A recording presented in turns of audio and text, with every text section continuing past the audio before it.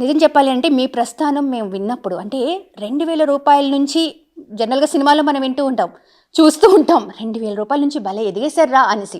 But రూ. 2000 నుంచి నిజంగా ఒక రియల్ హీరోలాగా రూ. 2000 నుంచి మీ స్టార్టింగ్ అయింది జర్నీ.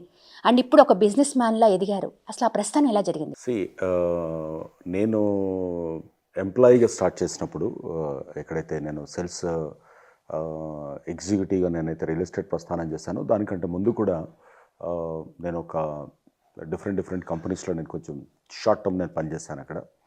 బట్ అదంతా కూడా చేస్తున్నప్పుడు ఏంటంటే నేను సివిల్ సర్వీసెస్కు ప్రిపేర్ అవ్వాలని, సో గవర్నమెంట్ జాబ్ యూపీఎస్సి వాటికి సంబంధించిన జాబ్స్కి నేను అప్లై చేసి వాటిని ప్రిపేర్ అవుతూ ఈ జాబ్స్ చేశాను టెంపరీగా.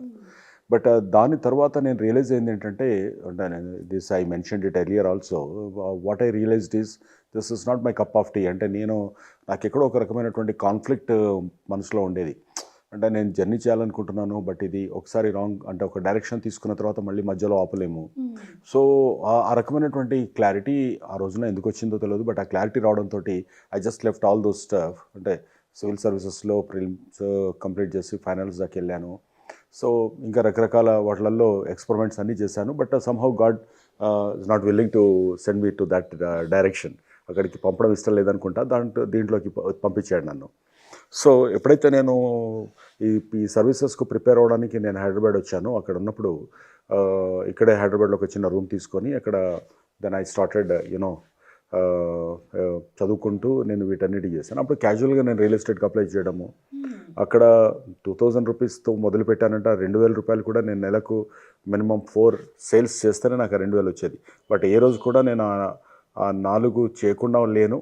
అండ్ నేను స్టార్ట్ అయిన మంత్ నుండి కూడా బికాజ్ ఆఫ్ యూనో ఒక రకమైన చిన్నప్పటి నుంచి ఏ పని చేసినా ఒక రకమైన కసి ఉండేది. అంటే ఇంకేం ఉండదు, అది ఒక రకమైనటువంటి ఒక బాడీలో ఒక మాన్యా అనుకుంటే ఒక రకమైన ఇది ఇన్స్టింక్ట్ ఉండేది అది. సో దాంతో ఐ వాజ్ ద బ్రాంచ్లో హెడ్గా ఉన్నాను. అండ్ ఆ గ్రూప్లో నేను పనిచేసినటువంటి గ్రూప్లో కూడా ఆ గ్రూప్ మొత్తానికి టాపర్గా రావడము. సో అది ఎప్పుడైతే అదొక వ్యసనం అవుతుందో, అంటే ఎప్పుడు కానీ మనం చేసే పనులన్నీ కూడా అదొక వ్యసనంగా మారినప్పుడు అది ఇట్ విల్ కంటిన్యూ.